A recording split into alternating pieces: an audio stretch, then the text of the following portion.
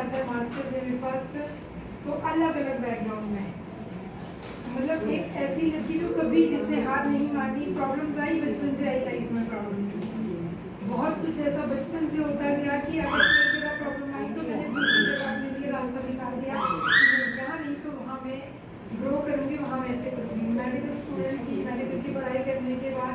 बहुत सालों तक मेडिकल में सर्विसेज देने के बाद अप्रोक्सीमेटली 15 सालों तक, बीच में एक्सीडेंट हुआ मेरा 2010 में। मेरी एज बहुत ज़्यादा है, लगती नहीं हूँ 40+ है, लगती नहीं हूँ, है ना? नहीं लगती।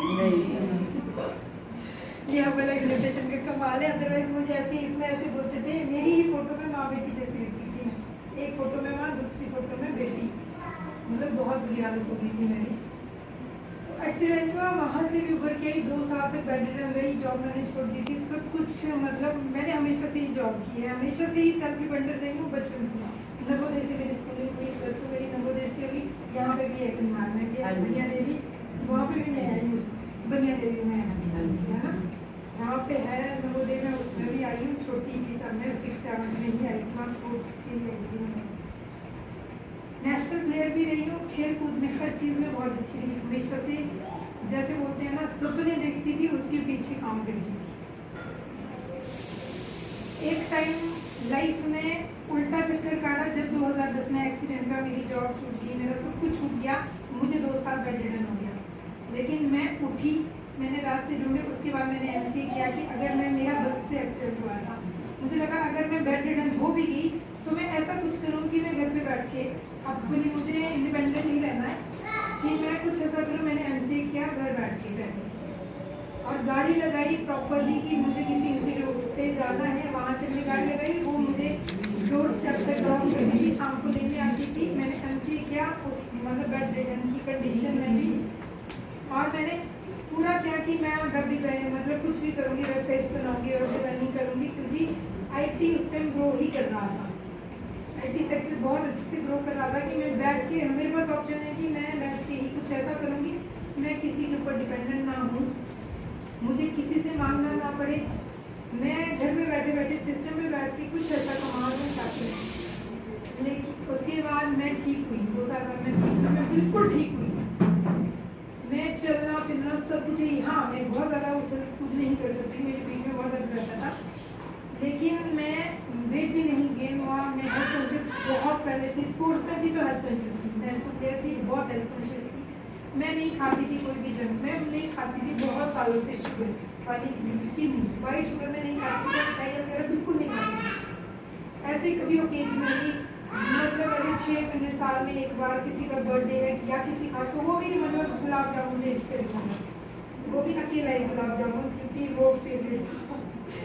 चीनी हार्मफुल होती है इसलिए नहीं लेती थी, नमक नहीं लेती थी बहुत ज़्यादा, मुझे पता था नमक हमारी बॉडी के लिए बहुत कम ज़रूरत होती है हमारी बॉडी को नमक की, तो हमें नहीं लेना था। वाइट साल्ट भी नहीं लेती थी मैं बहुत ज़्यादा, जितना खाने में कच्चा मैं कभी नहीं लेती थी कि टेस्ट के लिए मैंने सैलेड के ऊपर ले लूँ, मैंने कभी नहीं खाया ऐसे। उसके बावजूद मैं तली हुई चीज़ें, खैर बाहर वाली जगह को मैं बिल्कुल भी नहीं लेती थी, मैदा वाली चीज़ें मैं नहीं लेती थी। शिवरात्रि में जो घर में बनता था वो थोड़ा बहुत टेस्ट करती थी, उसके अलावा मैं नहीं खाती। लेकिन बोलते हैं ना कि जब किसी की किस्मत में कुछ लिखा हो वो है, मुझे हमेशा से मतलब शादी, मेरे घर वालों को मेरी शादी कभी भी ज्वाइन करने में नहीं करवानी थी, मैं इकलौती थी घर में, हम 2 हैं, लेकिन मैं बहुत सारों की इकलौती थी, चाचू बुआ वगैरह के ना, मेरे बड़े बुआ की बेटी थी, वो लोग बहुत दूर रहते थे मुझसे, लेकिन छोटी बुआ की बेटी के 2 चाचू वगैरह के बेटे थे सबके, मैं बहुत सारों की इकलौती बेटी थी, तो उस वजह से मुझे बहुत पैम्पर मतलब मिला। मैं कुछ, मेरी माँ ने तो मुझे डंडे मार के सिखाया काम, लेकिन मैं खुद ऐसी थी कि मैं गुटिया अपनी थाली पे ऐसे करती थी और मेरे मम्मी का डंडा दो। माँ ऐसी होती है कि भगवान करे तेरे को ऐसा ही मिले जैसा तेरे को यहाँ पे है, लेकिन किस्मत का नहीं पता, क्या पता तेरे को सारा काम करना पड़े, तेरे पास गाय भी हो, तेरे पास खेत भी हो, तेरे पास कुछ भी हो, तो मुझे सारा सिखाया, मुझे घास काटना सिखाया, मुझे खेत में गोभी की गुड़ाई करना, मतलब मुझे सब काम सिखाया मम्मी ने, हर एक काम, लेकिन वो डांट के पीट के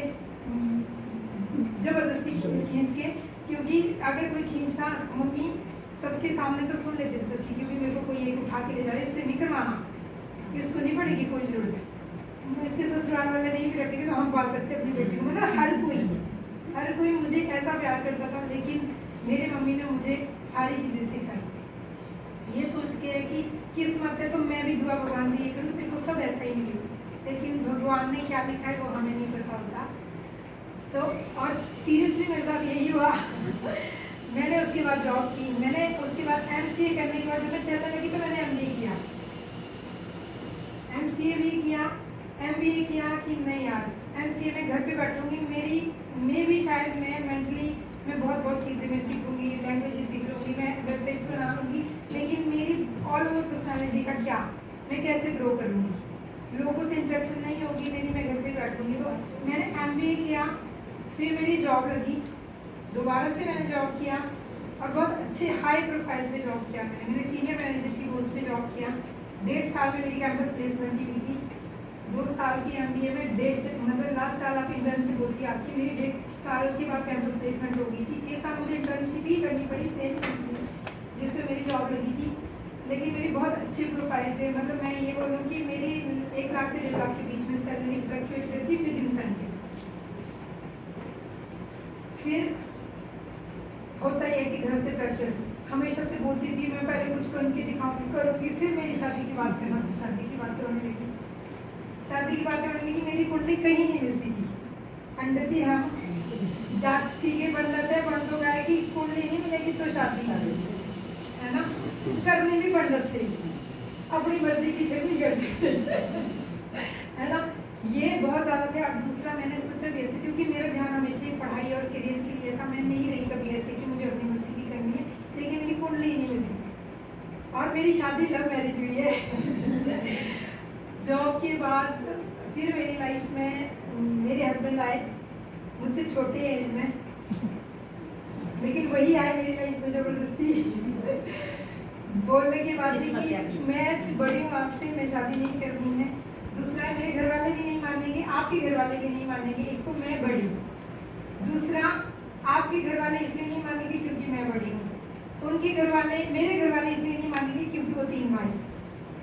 और मैं ऐसी पली हुई बच्चा कि जिसने मतलब कुछ दुख देखा ही नहीं, जिसने कोई कुछ नहीं देखा। अगर मैंने मम्मी पापा से कुछ मांगा तो चाचू को और ला के दे दी सारी चीज़ें। तो मैं ऐसे परिवार में पली बड़ी, मेरे मामे मतलब सारे फाइनेंशियली बहुत स्ट्रॉन्ग थे, अच्छे घर से बिलोंग करती थी, अच्छी बहू बनना, ये सोच के कि भाई ऐसे ना हो तो इतनी बड़ी लिखी ₹1,00,000 की सैलरी वाली है, मैं को मुझे कोई एक्सेप्ट ही नहीं करेगा। मैंने वो ₹1,00,000 की 1.5 लाख की सैलरी वाली जॉब छोड़ दी, जॉइंट फैमिली में रही, फिर प्रेगनेंसी में प्रॉब्लम आ गई, कंसीव नहीं हो रहा था। मेरे बड़े जेठ जी हैं, उनकी 2 बेटियां हैं, छोटे जेठ की शादी नहीं हुई थी, सबसे छोटी हम हैं, हमारे बेबी नहीं हो रहा था। लोगों की बातें, पहले 2 बेटियां हैं, चलो उसकी 2 बेटियां कोई बात नहीं, वो C-सेक्शन से हुए दोनों, तीसरा इनके अब होगा नहीं, ये करेंगे भी नहीं ट्राई, इसके हो नहीं रहा, एक की शादी नहीं हुई। तो प्रेशर जब पढ़ना शुरू किया तो मुझे धीरे धीरे टेंशन होना शुरू हो गया, लेकिन भगवान ने 1 साल बाद मेरी वो सुन ली। मुझे तो तीसरे महीने से ही प्रेशर बढ़ गया था बहुत ज़्यादा, मतलब एक